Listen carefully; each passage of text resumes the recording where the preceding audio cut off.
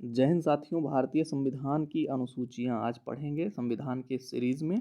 और ये most important कह सकते हैं क्योंकि इसमें से एक क्वेश्चन ज़रूर आएगा आपको आपके एग्ज़ाम में। और 12 अनुसूचियाँ होती हैं भारतीय संविधान में, टोटल 12 अनुसूचियाँ हैं, टोटल 22 भाग हैं और 395 अनुच्छेद हैं। 395 अनुच्छेद जो है उसमें कुछ बढ़ गए हैं और 22 भाग भी बढ़ करके 25 भाग हो गया है। 12 अनुसूचियाँ हैं, जो पहले 8 हुआ करती थी, अब 12 हैं। अब आइए देखते हैं एक बाई एक करके हम पढ़ते हैं। पहली अनुसूची है राज्यों में उसके केंद्र शासित प्रदेशों के नाम। अब आप ऐसे इसको रट लीजिए, इसको कुछ नहीं करना है क्योंकि कांस्टेबल के एग्जाम में ज़्यादा डिटेल में नहीं पूछेगा। दूसरी अनुसूची में क्या शामिल है? वेतन भत्ते। तीसरी अनुसूची में आपको ये की पॉइंट मिल जाएगा, बस आप उसी को देख करके आंसर को टिक कर देंगे। तीसरी अनुसूची में क्या है? शपथ से संबंधित। अभी हम बता देंगे क्या शपथ है, क्या वेतन भत्ते हैं। चौथी अनुसूची है राज्यसभा में राज्यों केंद्र शासित प्रदेशों के लिए सीटों का आवंटन। यानी जो राज्यसभा होती है उसकी जो सीटों का आवंटन होता है राज्य के केंद्र शासित प्रदेश और राज्यों के लिए, वो चौथी अनुसूची में। पांचवी अनुसूची में है अनुसूचित जाति एवं अनुसूचित जनजातियों को प्रशासन और नियंत्रण। अब आपको यही याद रखना है, पांचवी अनुसूची अनुसूचित जाति जनजाति बस। छठवीं अनुसूची असम, मेघालय और त्रिपुरा राज्यों के जो आदिवासी क्षेत्र हैं उससे संबंधित है। तो आप छठी अनुसूची याद रखिए, असम, मेघालय, त्रिपुरा और मिजोरम।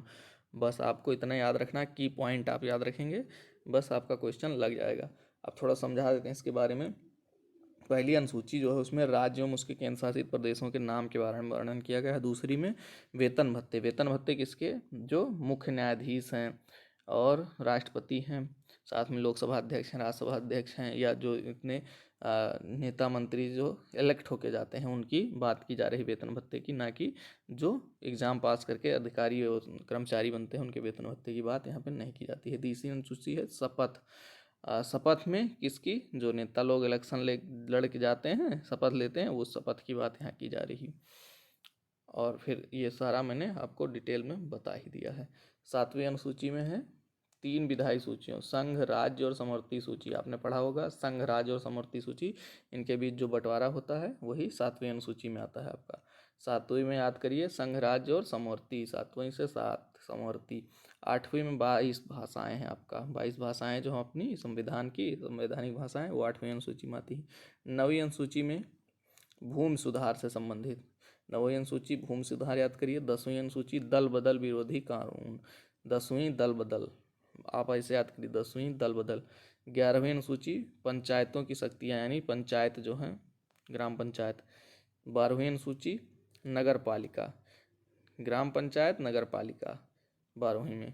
बस इसी तरीके से आप याद कर लीजिए। अच्छा, ये 73 74 मैंने किस लिए लिखा है?